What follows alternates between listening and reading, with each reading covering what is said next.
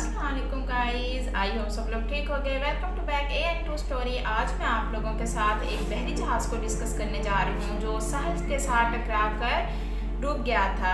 इस जहाज़ का नाम है कोस्टा कंकोडिया। मज़ीद इसके बारे में डिटेल जानने के लिए आपने इस वीडियो को लास्ट तक लाजमी देखना है, और अगर वीडियो ज़रा से भी अच्छी लगे तो लाइक और शेयर लाजमी करना है। तो चलिए करते हैं वीडियो का स्टार्ट। हादसे के वक्त इस बहरी जहाज़ में 4000 अफराद सवार थे।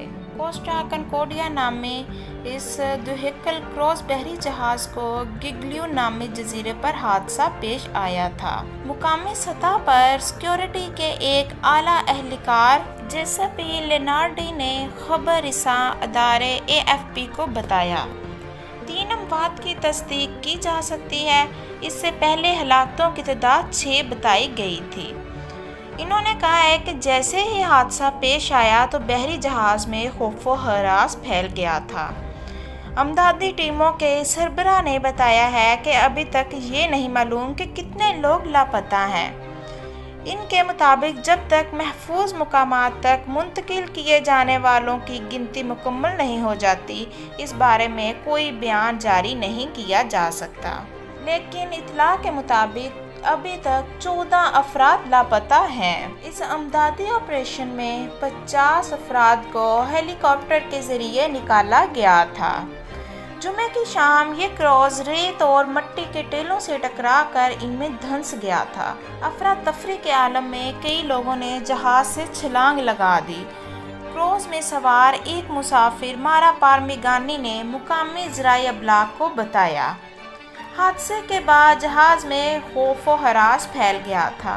बिल्कुल वैसा ही मंजर था जैसा टाइटैनिक फिल्म में दिखाया गया है, या जैसा मैंने आप लोगों को टाइटैनिक की वीडियो में मैंने टाइटैनिक पे वीडियो बनाई हैं, उनमें मैंने डिटेल से सब कुछ बताया हुआ है, आप लोग देख सकते हो। हादसे के बाद जहाज़ में भगदड़ का सामान था। सब कुछ एकदम अचानक ही हुआ था। लोग एक दूसरे को धकेल कर लाइफ बोट्स में सवार होने की कोशिश में थे, और इस दौरान कई लोग डेक की सीढ़ियों से गिर भी गए थे। बाद में क्रॉस को ऑपरेट करने वाली कंपनी ने हादसे की वजूहात मालूम करने के लिए तहकीकात करवाने का वादा किया। इस क्रॉस में 1000 इटालियन, 500 जर्मन और 160 फ्रांस के शहरी भी सवार थे। इस लग्जरी क्रॉस में बालकनी वाले 58 साइट्स, 5 रेस्टोरेंट, 13 बार्स और 4 स्विमिंग पूल भी मौजूद थे।